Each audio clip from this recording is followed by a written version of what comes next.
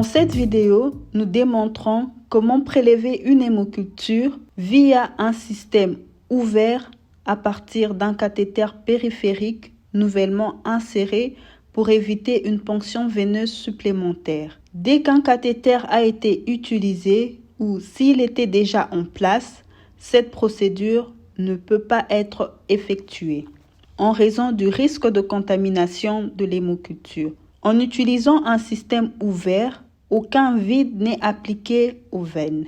Cette technique est donc réservée aux jeunes enfants et aux nouveau-nés, dont les veines sont trop petites pour une aspiration directe du sang. Dans les conditions normales, il n'y a aucune bactérie dans le sang. Cependant, en cas d'infection grave, les bactéries peuvent être présentes dans le sang et provoquer des bactériémies.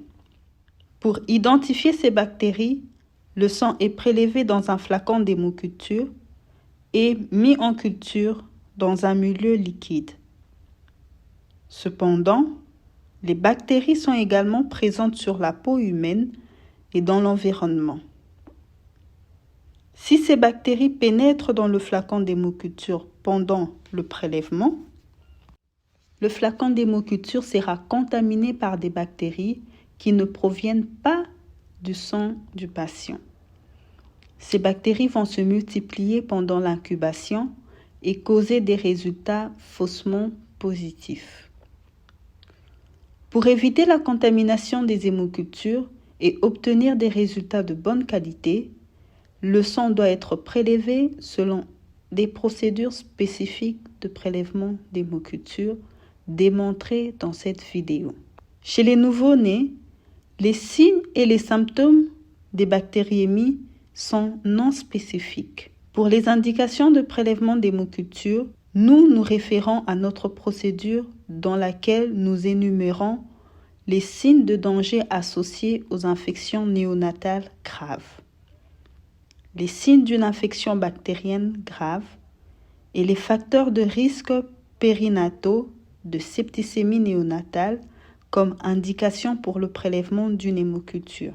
Pour prélever une hémoculture, vous avez besoin d'un formulaire de demande d'hémoculture, un marqueur permanent, un stylo, un gel hydroalcoolique et au minimum une paire de gants non stériles. Pour la désinfection, vous avez besoin d'un chronomètre, de 5 compresses sèches par série d'hémoculture et de 2 désinfectants. Nous préférons utiliser l'alcool isopropylique à 70% pour la première étape de la désinfection de la peau, la désinfection du flacon d'hémoculture, la désinfection de l'adaptateur du flacon d'hémoculture et d'utiliser du gluconate de chlorhexidine à 2% dilué dans l'alcool isopropylique à 70% pour la deuxième étape de la désinfection de la peau. Pour le prélèvement d'une hémoculture, vous avez besoin d'un garrot, d'un cathéter IV et son bouchon, du ruban adhésif pour fixer le cathéter, une seringue stérile de 2 ml, une aiguille 23G. Enfin, vous avez besoin d'un portoir pour les flacons d'hémoculture, un portoir pour la seringue, une compresse sèche non stérile pour arrêter le saignement après la ponction veineuse, un conteneur à objet tranchant, un conteneur pour objet souillé. Nous recommandons fortement le positionnement de tous les matériaux sur le côté de la main dominante pour éviter le croisement des bras pendant la procédure. Dès que vous avez organisé votre lieu de travail, vous commencez la procédure.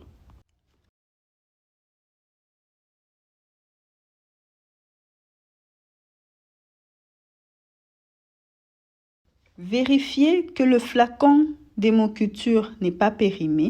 Vérifiez ensuite l'identité du patient en lui demandant son nom, son âge. Indiquez le volume du sang à prélever par flacon d'hémoculture. Informez la personne en charge de l'enfant de la procédure pendant que vous désinfectez vos mains avec un gel hydroalcoolique avant de toucher le patient. Positionnez le patient et cherchez un site de ponction veineuse approprié. Nettoyez la peau du patient au niveau du site de ponction avec de l'alcool isopropylique à 70%. Appliquez une friction vigoureuse. Si la compresse est visiblement sale, répétez l'opération avec une autre compresse jusqu'à ce que la compresse soit propre. Attendez 30 secondes à 1 minute pour permettre à l'alcool de sécher. Pendant ce temps, vous pouvez retirer les bouchons des flacons d'hémoculture et placer les flacons dans le portoir. Désinfectez avec de l'alcool isopropylique à 70%, le septum en caoutchouc des flacons, puis désinfectez à nouveau le site de ponction avec du gluconate de chlorhexidine à 2%, dilué dans l'alcool isopropylique à 70%. Appliquez à nouveau une friction vigoureuse et attendez 30 secondes à 1 minute pour permettre à l'alcool de sécher. Ne touchez plus le site de ponction pendant le reste de la procédure. Mettez les gants. Sortez une seringue de 2 ml et une aiguille 23G capuchonnée de leur emballage et connectez-les de manière stérile. Mettez-les de côté dans un portoir. Ouvrez l'emballage du bouchon de cathéter, mais laissez-le à l'intérieur pour le garder stérile. Appliquez et fixez le garrot. Déballez le cathéter de son emballage. Piquez la veine avec le cathéter, mais ne touchez pas le site de ponction.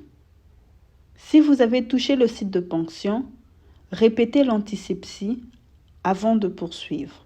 Piquez la veine avec le cathéter. Lorsque le sang coule, assurez-vous de maintenir l'aiguille stable et en place. Prenez une compresse sèche et stérile et mettez la compresse sous l'aiguille sur la peau du patient. Retirez complètement l'aiguille et jetez-la directement dans le conteneur à objet tranchant. Si l'insertion du cathéter échoue, utilisez un nouveau cathéter stérile et un nouveau site de ponction et répétez la procédure à partir de l'antisepsie. Stabilisez le cathéter avec un petit ruban adhésif pendant toute la procédure, mais assurez-vous que la compresse ne touche pas l'embout du cathéter. Prenez la seringue de 2 ml avec l'aiguille attachée. Insérez délicatement l'aiguille dans l'embout du cathéter et aspirez le sang de l'embout par l'aiguille. Aspirez le sang jusqu'à ce que vous avez recueilli le volume requis pour l'âge de l'enfant. Relâchez le garrot. Appuyez sur la veine juste au-dessus du site de ponction pour arrêter l'écoulement du sang. Vous pouvez inoculer directement le flacon d'hémoculture avec la seringue remplie de sang avec l'aiguille attachée. Assurez-vous que le flacon d'hémoculture est placé dans un portoir. Et ne tenez pas le flacon d'hémoculture à la main lorsque vous l'inoculez. Piquez délicatement le septum du flacon d'hémoculture. Le sang coule dans le flacon d'hémoculture. Si nécessaire, vous pouvez ensuite prélever d'autres échantillons de sang pour des analyses de laboratoire supplémentaires. Connectez le cathéter à la perfusion ou verrouillez-le avec un bouchon. Ensuite, fixez le cathéter sur la peau du patient à l'aide d'un ruban adhésif. Pendant ce temps, votre seringue sera vide. Retirez la seringue et l'aiguille du flacon d'hémoculture et jetez-les directement dans le conteneur à objet tranchant. Sortez le flacon d'hémoculture du portoir et mélangez-les doucement. Remettez-le dans le portoir. Enlevez vos gants et désinfectez vos mains avec un gel hydroalcoolique. Ensuite, identifiez les flacons d'hémoculture avec le nom du patient, le numéro d'hôpital du patient, la date et l'heure du prélèvement sanguin et le site de prélèvement. Puis, remplissez le formulaire de demande d'hémoculture avec la date et l'heure du prélèvement, le type de flacon, vos initiales et tout commentaire pertinent. Décollez les codes-barres des flacons d'hémoculture et collez-les sur le formulaire de demande. Vérifiez si les flacons sont correctement étiquetés. Et transportez les flacons immédiatement au laboratoire. Le temps de transport doit être le plus court possible et au maximum 4 heures. Si le transport n'est pas immédiat, gardez les flacons d'hémoculture dans l'obscurité et à température ambiante. Ne les conservez jamais au réfrigérateur.